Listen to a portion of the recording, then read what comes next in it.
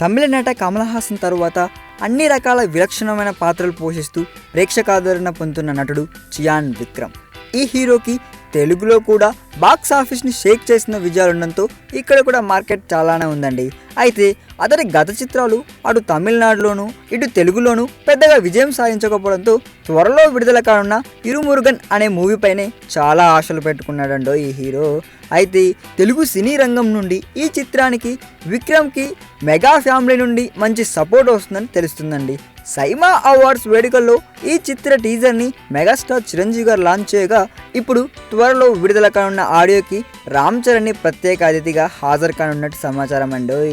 అవునండి, సాధారణంగా audio release అంటే ఇండస్ట్రీలో ఉండే పెద్దలను పిలిచి ఆశీర్వాదాలు తీసుకుంటారు. కానీ విక్రమ్ అందుకు భిన్నంగా ప్రస్తుతం వివిధ భాషల్లో మంచి పొజిషన్లో ఉన్న యంగ్ హీరోలను ఆహ్వానించాడండి. తమిళనాడు నుండి శివకార్తికేయన్, మలయాళం నుండి నివిన్ పౌలి, తెలుగు నుండి రామ్ చరణ్ని ప్రత్యేకంగా ఆహ్వానించినట్టు తెలుస్తుంది. మరి ఈ సెంటిమెంట్ అన్న ఈ సినిమాకు వర్కౌట్ అయ్యి మన చియానికి మంచి హిట్ ఇవ్వాలని కోరుకుందామండి. చాలా కష్టపడే వ్యక్తి కదా, మంచి హిట్ ఇస్తే పోయేదేమని చెప్పండి.